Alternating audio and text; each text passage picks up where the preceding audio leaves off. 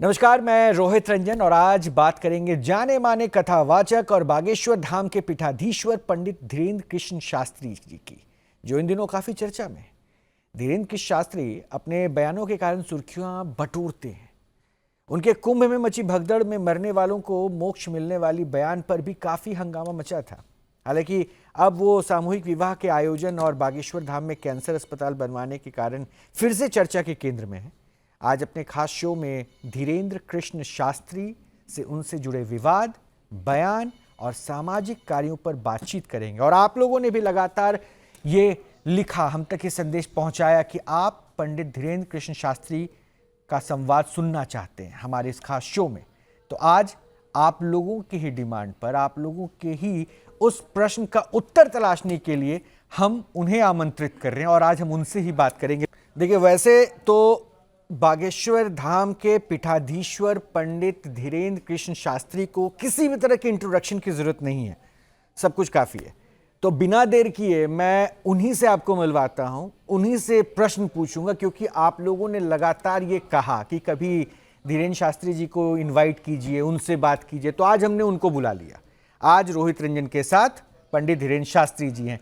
तो शास्त्री जी, सबसे पहले तो बहुत बहुत स्वागत है आपका। अब देखिए, आपके बारे में कुछ बताने की जरूरत नहीं है, लेकिन यह है कि आपके साथ विवाद भी चलता है। आप अच्छे कर्म करते हैं तो उसकी चर्चा भी खूब हो जाती है। हिंदुओं को जगाने का दायित्व भी आप ले लेते हैं। ये होता क्यों है? विवाद सबसे आगे क्यों चला जाता है बाबा आपके साथ?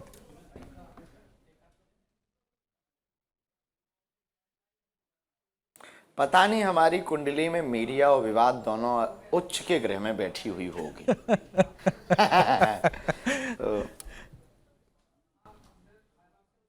तो अचानक से ये सब चलता रहता, लेकिन हम कभी विवाद चाहते नहीं। हम हमेशा संवाद चाहते हैं। हम कभी नहीं चाहते कि कंट्रोवर्सी, हम कभी ये भी नहीं चाहते कि कुछ ऐसा हो। हमारा उद्देश्य, पर हाँ, सत्य बोल देते हैं, उस बात को कई लोगों को हजम नहीं होती है तो लोग उसको विवाद बना देते हैं। अच्छा, तो बाबा आज जो है ना, आपका इंटरव्यू जो हम कर रहे हैं, बहुत डिमांड था, बहुत सारे रिक्वेस्ट आ रहे थे मेरे पास कि पंडित जी से कब आप बात कर रहे हैं, शास्त्री जी को कब बैठा के आप बात कर रहे हैं। तो आज आपके दर्शन हो गए हैं तो दर्शक तो बड़े खुश होंगे। तो इसलिए हमने थोड़ा सा पैटर्न भी बदला है। आपके ऊपर जो आरोप लगते हैं ना, उनसे चुनिंदा 5 प्रश्न आज हम पूछेंगे। इसके अलावा उसको हम आगे लेके चले, लेकिन मैंने क्या कहा कि विवाद और अच्छे कर्म भी आप करते हैं तो भी उस पर कहीं ना कहीं कोई उद्देश्य लोग ढूंढ लेता है। तो पहले मैं अच्छे कर्मों की बात करता हूं। बाबा, ये 251 कन्याओं का विवाह करवा रहे हैं, ये क्या है और कैसे इसके बारे में सोचा? जी, हर साल उत्सव होता है। बागेश्वर धाम से 6वां वर्ष है। पूज्य गुरु जी की इच्छा थी हमारे कि जो भी मंदिर पे दान पेटियों में चढ़ोतरी आवे, उससे गरीबों की बेटियों का घर बसाया जाए। हमारा उद्देश्य पूरे भारत में एकमात्र ये है कि भारत के मंदिरों में हिंदुओं के देने वाले चढ़ावे से अगर हिंदुओं की गरीबों की बेटियों का घर बसाया जाए या हॉस्पिटल बनाया जाए तो देश और आगे बढ़ेगा। देश एक नई दिशा में जाएगा, नई दशा में होगा। देश विश्व गुरु होगा, देश सनातनी होगा और देश का हिंदू एक दूसरे से जुड़ा रहेगा।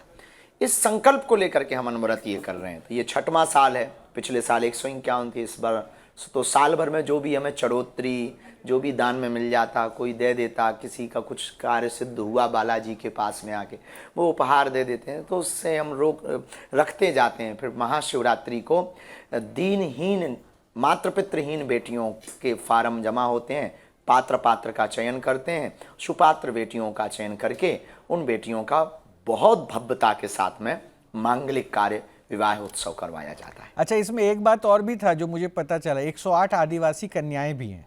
तो इस पे भी थोड़ा सा बाबा मुझे लगता है कि बताइए, इनका भी चयन कैसे, क्योंकि ये कहा जाता है ना कि इस बार इनको प्रोत्साहन नहीं मिल पाता।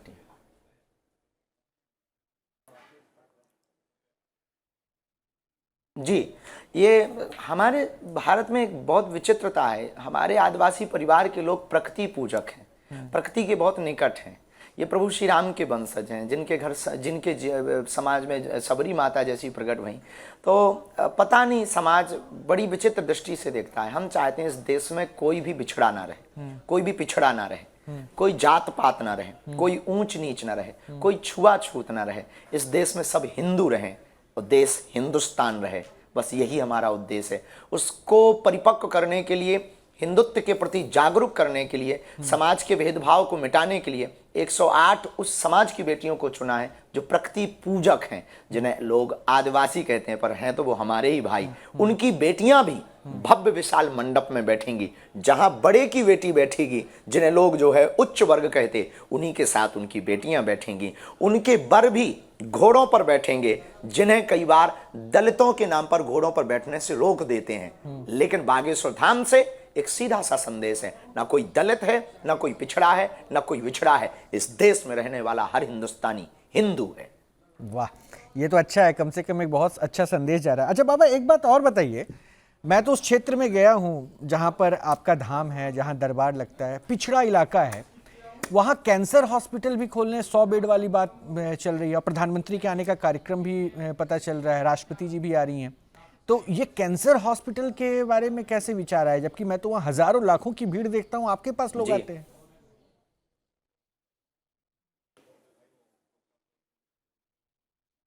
हाँ, इसीलिए तो हम ये चाहते हैं, क्योंकि लोग जो श्रद्धा और भाव से आते हैं, उनकी वो श्रद्धा और भाव दृढ़ रहे। बालाजी करेंगे कृपा और हॉस्पिटल में मिलेगी दवा। हम विज्ञान के विरोधी नहीं, दोनों ही जीवन में जरूरी है। लाय सजीवन लखन जे आए, श्री रघुवीर हर्ष उर लाए। हनुमान जी के जीवन का ये सबसे बड़ा काम था। इसीलिए हमने प्रण लिया है कि हर हाल में जो भी जीवन में हमारे कथाओं से हमें चढ़ोतरी मिलेगी, दक्षिणा मिलेगी, उससे हम यहाँ पर भव्य विशाल एक हॉस्पिटल का निर्माण करवाएंगे, जो 2028 तक संपूर्ण होगा। और इस देश के नहीं, पूरे विश्व के लोकप्रिय नेता के रूप में जिन्हें जाना जाता, वर्तमान समय में यशस्वी तपस्वी माननीय प्रधानमंत्री जी, उनको भी निमंत्रण दिया। और संभवतः 23 तारीख को जो प्रशासन के लोगों ने हमें जानकारी दी, वो यहाँ पहुंचकर अपने हाथों से बुंदेलखंड की भूमि में शिलान्यास करेंगे और यहाँ कैंसर हॉस्पिटल का भूमि पूजन करेंगे। देखिए, आपका भाव तो मुझे बड़ा पॉजिटिव लग रहा है, लेकिन आपने जो प्रधानमंत्री को लेकर जो 2-4 शब्द बोले ना, इसी से कई विपक्षी दल के नेता आपसे जो है ना खफा हो जाते हैं कि आप उनकी तारीफ करते हैं। आमंत्रण दूसरे दल से भी बुला लेते हैं ना बाबा किसी को।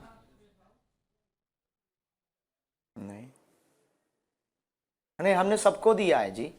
अच्छा, सबको दिया है? हमने कांग्रेस के पार्टी के लोगों को भी दिया, सपा के पार्टी के लोगों को भी दिया। हमारे यहाँ से तो सब जुड़े हुए। हम ऐसा नहीं रखते कभी, हम सबको देते हैं। हमारे हम तो साधु हैं ना। सूर्य किसी एक का थोड़ी होता है, गंगा किसी एक की थोड़ी होती है, साधु किसी एक का थोड़ी होता है, साधु तो सबका होता है।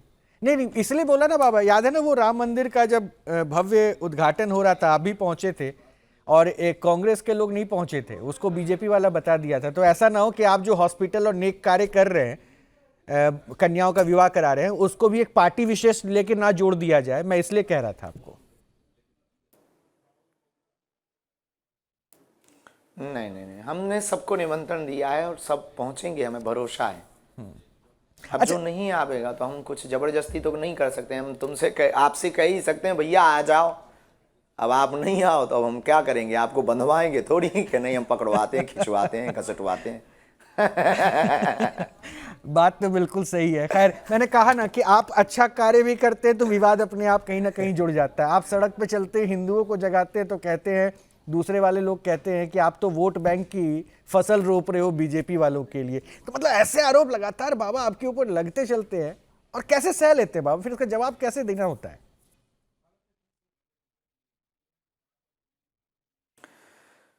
आरोप तो भगवान राम पे भी लगाया, उन पे भी उंगली उठाई। हम तो आम हैं, तो आरोप लगाना इस देश में सरल है, पर बागेश्वर बाबा बनना कठिन है। आरोप लगाना सरल है, पर जीते जी 18 घंटे लोगों की सेवा में समय निकालना मुश्किल है।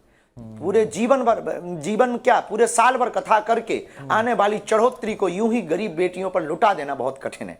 आरोप लगाना सरल है, पर बागेश्वर बाबा जैसा बनना कठिन है कि जो भी मिले कर्जा ले लेकर के अन्नपूर्णा चला पाना कठिन है। 190 किलोमीटर पैदल चल पाना कठिन है। अपने लिए नहीं, हिंदुओं के लिए। हम अपने लिए क्या कर रहे हैं? हमारा इसमें फायदा ही क्या है? बेटियों के विवाह से हमें क्या फायदा है? पदयात्रा से हमें क्या फायदा है? और अगर आप कहो कि हम वोट बैंक के लिए कर रहे हैं, तो हमें तो राजनेता बनना नहीं, हमने कोई पटकी डाल नहीं रखी, किसी पार्टी का हमने झंडा लगा नहीं रखा।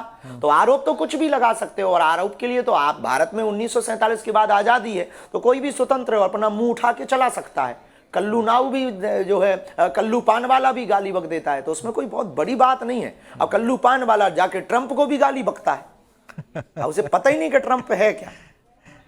देखिए बाबा, इसी बात का तो मैं कायल हो जाता हूँ ना, आपका उत्साह, आपकी एनर्जी भैया और ये आपके आरोप बोलने लगाना का सरल है, पर उसको की कर शैली, पाना कठिन।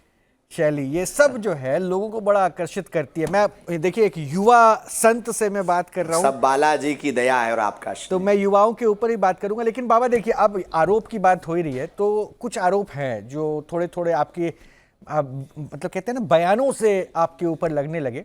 तो मैं एक छोटा छोटा क्लिप सुनाऊंगा बाबा, और उसको समझने की कोशिश करूंगा। एक महाकुंभ में भगदड़ मचने के बाद जो मौतें हुई, उस पे आपने मोक्ष मिलने वाली बात कही। बाबा, मैंने तो रोते बिलखते लोगों को देखा, और अपनों को खोने का गम क्या होता है वो वही समझ सकता है जो अपना खोता है। अब ऐसे में मोक्ष का ये शब्द बोलना, लोग बड़े आहत हो गए थे। ऐसे शब्दों का चयन क्यों किया बाबा आपने? नहीं, हाँ हाँ, ये शब्द यूँ कहें कि गलत समय पर कहा हुआ सही शब्द था, पर गलत समय पर था, तो गलत समय पर सत्य बात भी गलत हो जाती है। वो चूंकि पूरा कार्यक्रम ही श्रद्धांजलि समारोह था जी, और वो कार्यक्रम ही उन लोगों के लिए रखा था, और आप लोगों की ना एक विचित्र आदत हो गई भारत में, 30 मिनट के वीडियो का सारांश वो 1 मिनट में निकालते, जो कि कई बार सत्य नहीं होता है।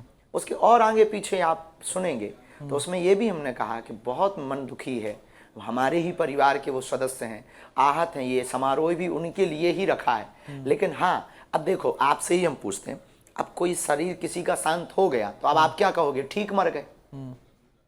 कुछ ना कुछ तो आपको कहना पड़ेगा ना। बिल्कुल बिल्कुल। सांत्वना देने के लिए कुछ ना कुछ तो कहना पड़ेगा, क्योंकि कुंभ चल रहा है, लाखों की भीड़ जुटी है। अब आप ये तो चलो, अब आपके ही सामने ये क्वेश्चन आ जाए तो आप क्या उत्तर दोगे? कि ठीक मर गए, ऐसा कहोगे आप? कभी नहीं।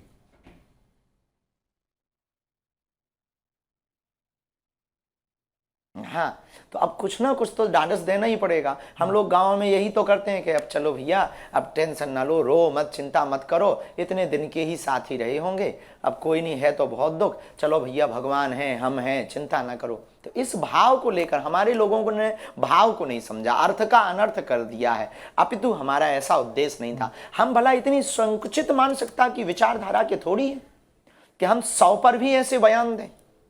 अब देखिए शास्त्री जी, आप तो ज्ञानी हैं, आपके तो मतलब सोशल मीडिया से छोड़िए, दरबार में ही हजारों लाखों भीड़ आते हैं, लेकिन आपके बोली हुई वाणी का बहुत मतलब हो जाता है। लेकिन अगर मीडिया ने इस शब्द को गलत तरीके से पेश किया तो फिर वो शंकराचार्य अभिमुक्तेश्वरानंद जी भी आपसे नाराज हो गए, उन्होंने आपको मोक्ष दिलाने तक की बात कर दी थी, तो नाराजगी तो उधर भी आ गया ना, तो वो भी तो गलत कॉन्टेक्स्ट में ले लिया उन्होंने। कोई नहीं,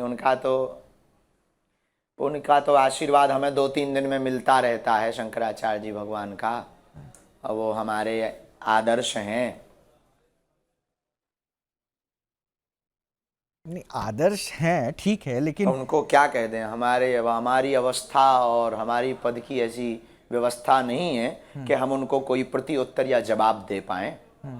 हमारा जवाब देने से सनातन की ही हंसी होगी। नहीं, आपके भाव बहुत अच्छे हैं। हम कोशिश ये करेंगे कि हमारे द्वारा सनातन के ऊपर उंगली ना उठे। नहीं, देखिए, मैं इसलिए इस प्रश्न को पूछ रहा हूँ क्योंकि आप तो लगातार कुंभ में रहे, स्नान भी किया, डुबकी भी लगाई, व्यवस्थाएं कैसी थी आपके हिसाब से शास्त्री जी?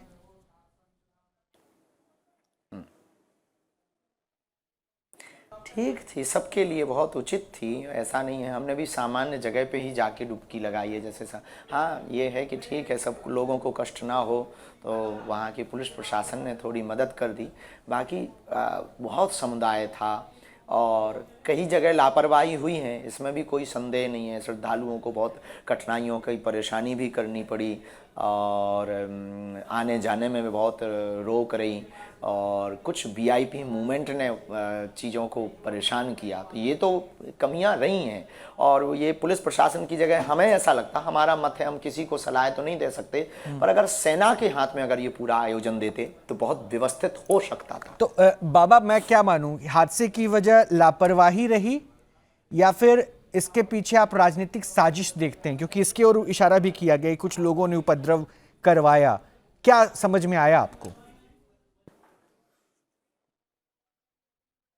दोनों तीनों मोड़ हो सकते हैं। देखिए, लापरवाही तो तय है। अब वो चाहे वहां के अधिकारी की लापरवाही हो या लोगों की द्वारा लापरवाही हो, लापरवाही तो हुई है। वहां जब इतने सीसीटीवी कैमरे लगे, इतनी पुलिस प्रशासन लगी, आपके पास इतनी बटालियन, तो आपको ये नहीं दिखाई पड़ रहा था कि इस जोन में इतनी भीड़ हो गई और इस यहाँ पर इतने लोग सो रहे हैं, तो उसका कोई क्रम नहीं उठाया जा सकता, कोई कदम नहीं उठाया जा सकता था क्या? तो लापरवाही तो हुई है, पर अब अभी जांच टीम गठित है, तो कुछ ना कुछ रहस्य निकल के आएगा और इसमें शुद्ध लापरवाही ही है। अच्छा बाबा, देखिए, मैं कहा ना कि आपकी वाणी से निकले शब्दों का जो आप चयन करते हैं ना, उस पर देखिए आपका भाव बिल्कुल पॉजिटिव है, लेकिन उसका लोग मायना बदल देते हैं और विवाद खड़ा कर देते हैं। जैसे अब आपने कहा लापरवाही हो गई, 40 करोड़ से ऊपर अभी तक श्रद्धालुओं डुबकी लगा दिए, लेकिन एक बयान में आपको बाबा आप ही का सुनवाता हूं, और ये दूसरा आरोप आप ही पे लगा कि महाकुंभ में जो नहीं पहुंचेगा, क्या वो लोग देशद्रोही हो गए क्या? ये आपने कहा। मैं आपको सुनवा देता हूं दर्शकों को, फिर मैं बाबा आपसे जानना तो चाहूंगा। देशद्रोही कहलाएगा। हर जगह हिंदुत्व का उत्साह देखो तुम, हिंदुओं के प्रति उत्साह देखो तुम। इसलिए हर व्यक्ति को आना चाहिए, जो नहीं आएगा वो पछताएगा, वो देशद्रोही कहलाएगा। बाबा 45 करोड़ में आप लापरवाही बता रहे हैं, अब हर हिंदू अगर पहुंच गया तो सोचिए क्या स्थिति होगी। अब उसको आप देशद्रोही बता दे रहे हैं।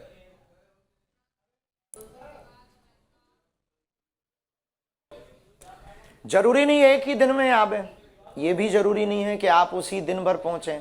महासंगम है, हम 1-1.5 महीने का उत्सव है, कभी भी पहुंच सकते हैं, संयम का भी स्नान कर सकते हैं। तन से ना पहुंच पाए, मन से भी तो पहुंच सकते हैं।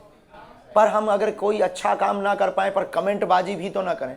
ये क्वेश्चन उन्होंने पूछा था जब हम स्नान करके निकल रहे थे, तो आपके तो नहीं, ये एनआई या कौन पत्रकार महोदय थे, इतना विस्मरण हो रहा, उन्होंने पूछा, तो उन्होंने कहा कि कुछ लोग कह रहे हैं कि जो यहाँ जाते हैं वो पापी हैं और पाप धुलने जाते हैं। तो उनका बिल्कुल सही कहा है, और जो नहीं आ रहे हैं वो, जो नहीं आएगा वो पछताएगा, देशद्रोही कहलाएगा। हम यूं कह देवे, अरे भाई, गंगा तो इस देश की जीवनदायिनी नदी है, इस देश की पहचान है, तो गंगा के ऊपर कमेंट करने वाले व्यक्ति देशद्रोही ही तो कहलाएंगे। आप बताइए, क्या मोक्षदायिनी गंगा इस देश की पहचान नहीं है? बिल्कुल है। गंगा से इस देश को नहीं जाना जाता है? बिल्कुल है।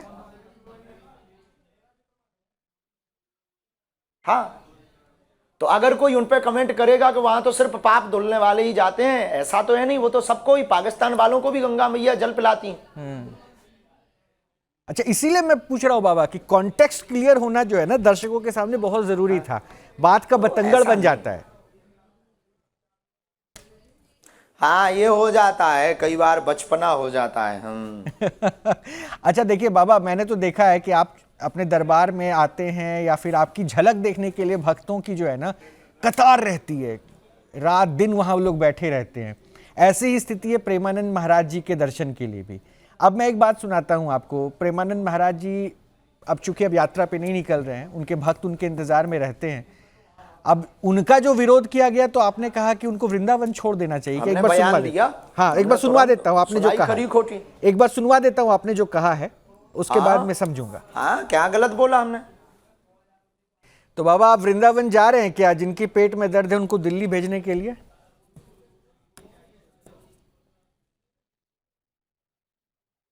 ना भैया, अभी तो हम कन्या विवाह की तैयारी कर रहे हैं। जरूरत पड़ने पे हम चल देंगे, हमें कौन सा जो है यहाँ पर भट्टा उखाड़ने।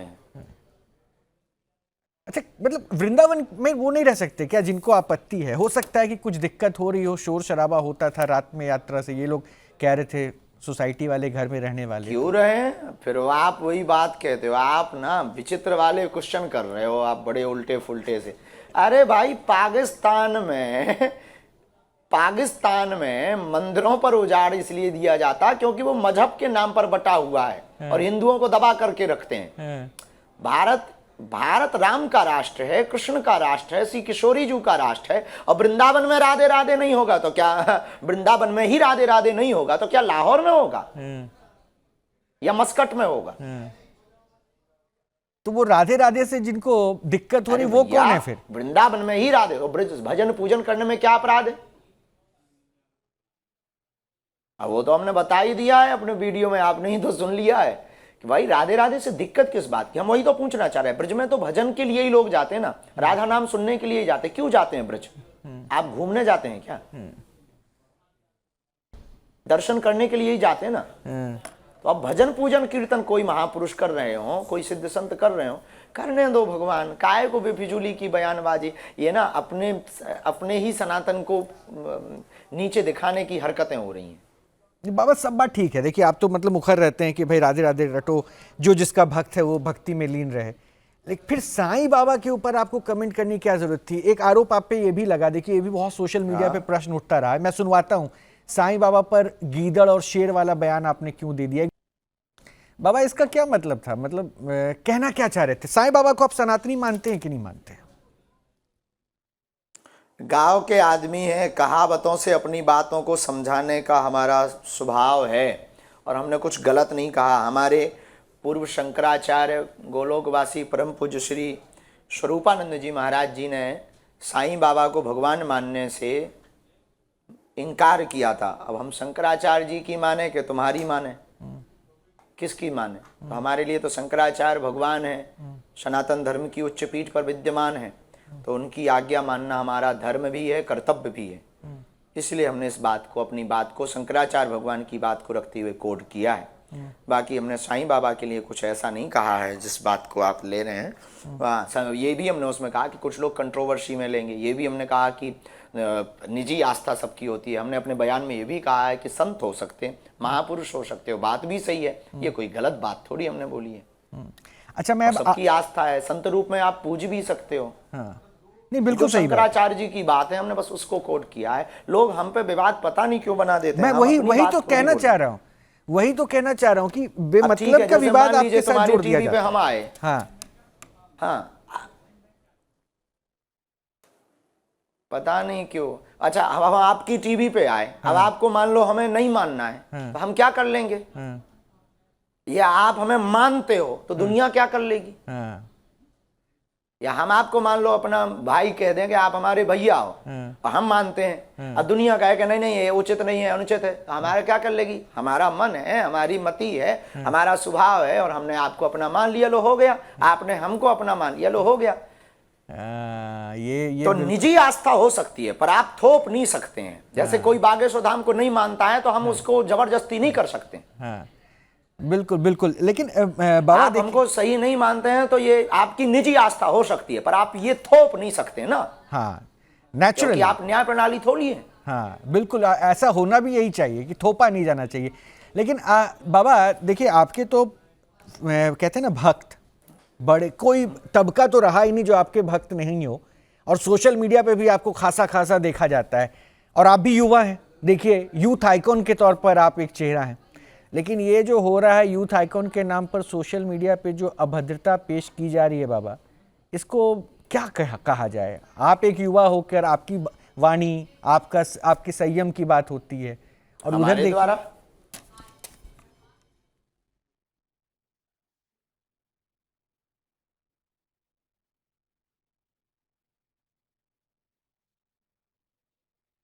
हेलो जी बाबा, आवाज आ रही है मेरी?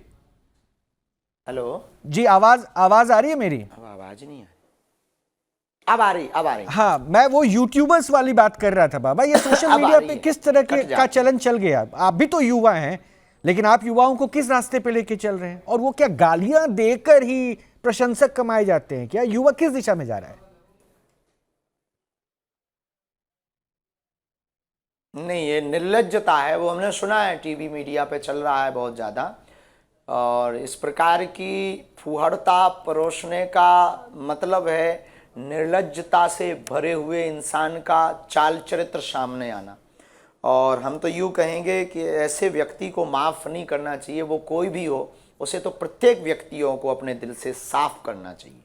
हाँ, मैं यूथ की बात कर रहा था, और सोशल मीडिया पर किस तरह के कमेंट और कंटेंट वो परोस रहे हैं, फुहड़ता, अश्लीलता, सब कुछ हो गया। और मुझे लगता है ये शायद कुंभ में आपने भी महसूस किया होगा कि जब कुंभ में संतों के दर्शन करना चाहिए, संतों के बारे में जानना चाहिए, वहाँ पे रील बना के किसी की आंखों के बारे में हो रहा था, किसी मॉडल को दिखाया जा रहा है। तो ये क्या चल रहा है बाबा?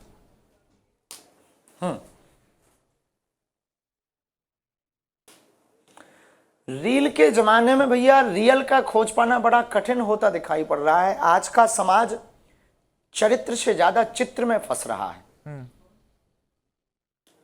हाँ, बात सही है, चरित्र से ज्यादा चित्र में फंस रहा है और यही दिक्कत हो रहा है, अपनी युवा जिंदगी पीढ़ी में भटक रही उसूल है। चित्र समान। अच्छा बाबा, एक प्रश्न मुझे आपके हॉस्पिटल को लेकर जानना है। वो जो 100 बेड्स का कैंसर हॉस्पिटल आप बनवा रहे हैं, ये एरिया कितना है और ये फंड इसके लिए कहां से जनरेट हो रहा है?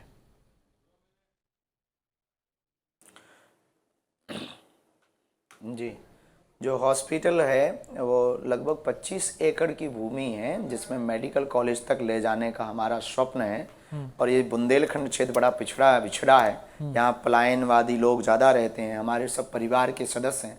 हम चाहते हैं कि देश में मंदिर तो बहुत बने हैं और अस्पतालों में मंदिर बहुत बने हैं। हम मंदिर में अस्पताल बनवाने का ध्येय लिए हुए हैं और हनुमान जी इसको पूर्ण करेंगे। भगवान को ही करवाना है, लोगों को मिलजुल के। तो बागेश्वर धाम जनसेवा समिति है, जिसमें बहुत लोग जुड़े हुए हैं और भाव बहुत रखते हैं, निष्ठा बहुत रखते हैं। और हम कथा भी करते हैं, तो कथा में जो दक्षिणा मिलती है उन सब के द्वारा हमने प्रण लिया है कि अब उसको हम उसमें लगाते जाएंगे। उससे यहाँ के दीनहीन निराश्रित लोगों के लिए हम एक टीम गठित करेंगे, जो पात्र का चयन करके वास्तविक पात्र दीनहीन निर्धर व्यक्ति का निःशुल्क इलाज उस हॉस्पिटल से करवाया जाएगा। फर्स्ट फेज में 100 बेड का हॉस्पिटल होगा। बाद में से medical science institute of research centre के नाम से होकर के, और इसको जो है एक बहुत ही उन्नत मशीनी आधुनिकीकरण के साथ युक्त होगा और उच्च कोटि के गुणज्ञ चिकित्सक के परामर्श से लोगों को इलाज करवाया जाएगा इस हॉस्पिटल के द्वारा। बाबा, अच्छा कि आपने संचालन समिति करेगी। हाँ, अच्छा किया कि आपने बता दिया कि फीस ली जाएगी कि नहीं। आपने कह दिया निःशुल्क होगा, तो अच्छा है। ये कम से कम जरूरी भी है। अस्पताल की एक अलग अहमियतता होती है और कैंसर के लिए आप कर रहे हैं तो बहुत अच्छी इसमें बात दोनों पक्ष हैं जी। पात्र और पात्र का भी चयन किया जाएगा। हाँ, अच्छा, टर्म एंड कंडीशन एप्लीकेबल है और बाकी जो जी मान लीजिए कोई समृद्ध है तो उसके लिए तो फिर ये है कि ठीक है, आप थोड़ी सी मदद कर देंगे तो संस्था की व्यवस्था और हॉस्पिटल की व्यवस्था चलती रहेगी, पर दीनहीन निर्धनों के लिए निःशुल्क होगा। अच्छा, तो बाबा एक प्रश्न तो पंचायत के सरपंच का लेटर प्रशासनिक अधिकारी अगर लिखित दे दें, हमारी टीम स्वयं जांच करेंगे। हाँ, तो एक प्रश्न तो लोग फिर पूछेंगे जो आपका विरोध करते रहे हमेशा, कि जब धाम में लाखों लोग पहुंचते हैं अपने कष्टों का इलाज के लिए, बड़ी से बड़ी बीमारी के इलाज के लिए, तो आपको धाम में हॉस्पिटल की क्यों जरूरत पड़ गई? धाम में आके ही बीमारी ठीक हो जाती। पता नहीं लोग क्यों ऐसा पूछेंगे। पूर्ववत ही हमने यहाँ पर आयुर्वेदिक औषधालय खोल रखा है और हनुमान चालीसा के ही बल पे हम चलते हैं और उसी के आधार पर खोल रखा। लाय सजीवनी लखन जियाए, श्री रघुवीर हरस उर लाए। हनुमान जी भी तो संजीवनी बूटी लेकर के आए थे लक्ष्मण जी के लिए। अब हनुमान जी हाथ फेर देते, लो उठ जाओ लखन भैया।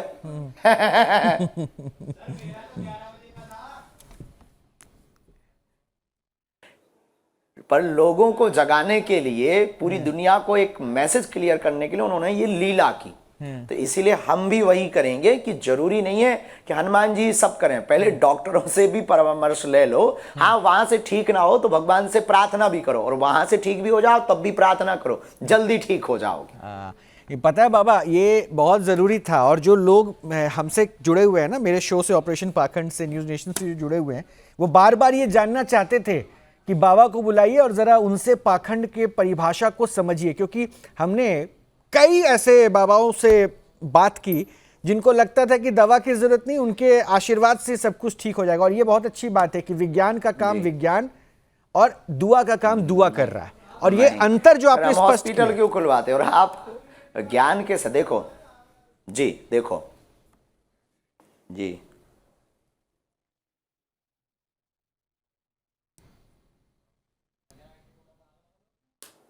जी, अपनी बात रखिए बाबा।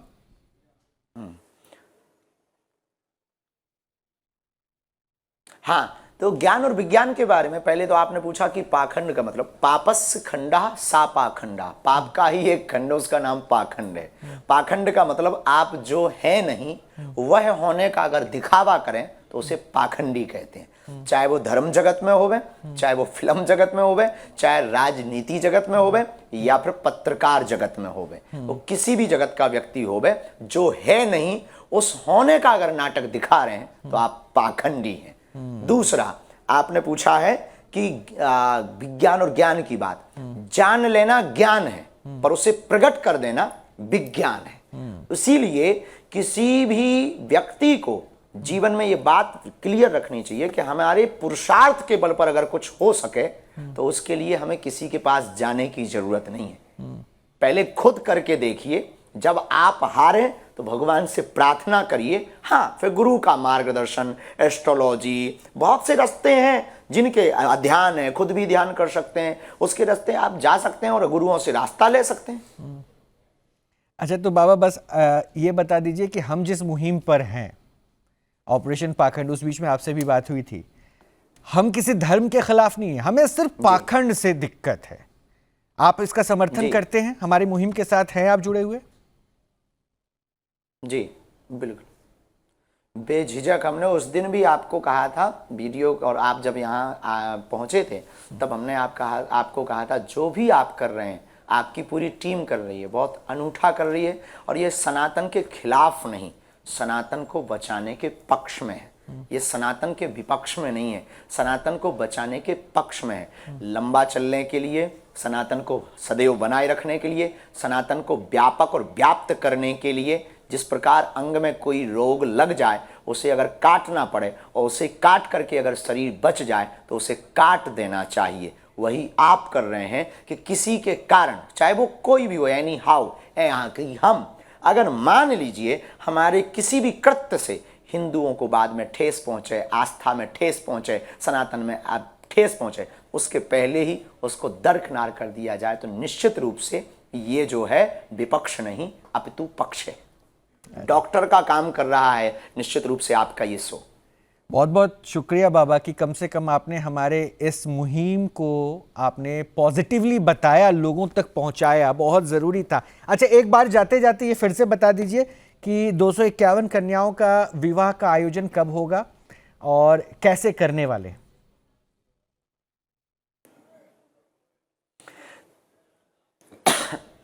23 फरवरी को भूमि पूजन है कैंसर हॉस्पिटल का, और 26 फरवरी को 251 बेटियों की बारात आ रही है।